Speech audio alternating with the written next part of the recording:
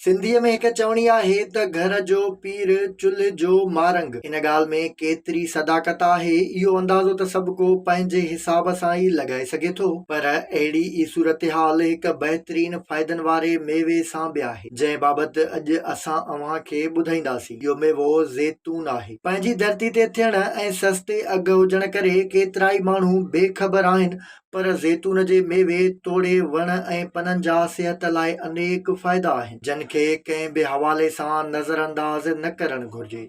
ज़ैतून में एंटीऑक्सीडेंट्स जुज़ मौजूदु हूंदा आहिनि जेके जिस्म मां ज़हरीला मादा ख़ारिज करण में अहम किरदारु अदा कनि था। ज़ैतून वज़न घटाइण, हाज़मे ऐं जिस्म जी शुगर लेवल बरक़रार रखण में मददगार हूंदो आहे। पर अॼु असां अव्हां खे ज़ैतून जे पननि जी चांहि जा अहिड़ा 10 फ़ाइदा ॿुधाईंदासीं जिन खां पोइ तव्हां खे उन्हनि जो इस्तेमालु ज़रूरु करणु घुर्जे। ज़ैतून जे पननि जी चांहि डायरिया जे इलाज लाइ वॾी फ़ाइदेमंद हूंदी आहे। हक़ीक़त में डायरिया हिक ख़ासि क़िस्म जे बैक्टीरिया जे करे थिए थी जेको हाज़मे जे निज़ाम खे मुतासिर कंदो आहे, जंहिं जे नतीजे में पेट में सूर, पाणीअ जहिड़ो जुलाब ऐं उल्टी जी शिकायत थी पवंदी आहे। ज़ैतून जे नए पननि या गोचनि खे साफ़ करे उन्हनि जो काढ़ो ठाहे पीअण सां डायरिया पैदा कंदड़ जरासीमनि जो ख़ात्मो थींदो आहे ऐं हाज़मे जे निज़ाम खे बहितर बणाए सघिजे थो। ज़ैतून जे पननि जी चांहि जापान में वॾे शौक़ सां इस्तेमालु कई वेंदी आहे। शुगर जा मरीज़ इहा चांहि ख़ासि तौर ते इस्तेमालु कंदा आहिनि, छो त इन सां जिस्म जी शुगर लेवल ज़ाब्ते में रहंदी आहे। जेकॾहिं तव्हां वज़न घटाइण चाहियो था त ज़ैतून जे पननि जी चांहि हर खाधे खां पोइ थोरे मिक़दार में ज़रूर पियो। इहा चांहि सणभ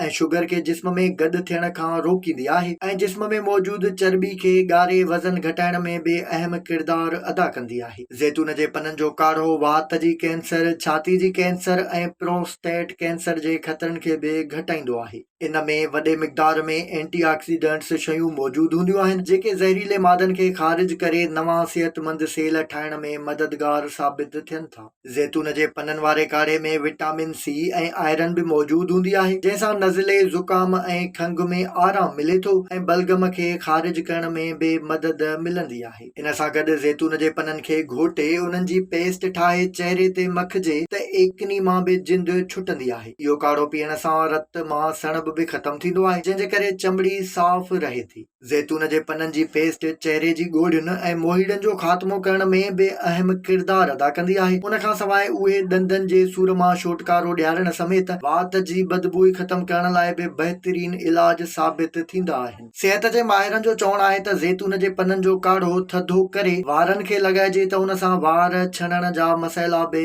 हल थी वेंदा। लगातार इहो पाणी इस्तेमालु करण सां वार चमकंदड़ ऐं मज़बूत बि थींदा आहिनि। ज़ैतून जे पननि जी चांहि एसाबी निज़ाम खे पुरसुकून करे ख़ुशगवार निंड ॾियारण जो सवलो ऐं बहितरीन हल हूंदी आहे। इन लाइ माहिर सुम्हण खां अॻु थोरे मिक़दार में ज़ैतून जे पननि जी चांहि पीअण जो मशवरो ॾियनि था। ज़ैतून जे पननि जो काढ़ो इंसान में मुदाफ़ियती क़ुवत में वाध जो सबबु बणिबो आहे, जंहिंजे करे केतिरियुनि बीमारियुनि सां मुक़ाबिलो करण जी सलाहियत मिलंदी आहे।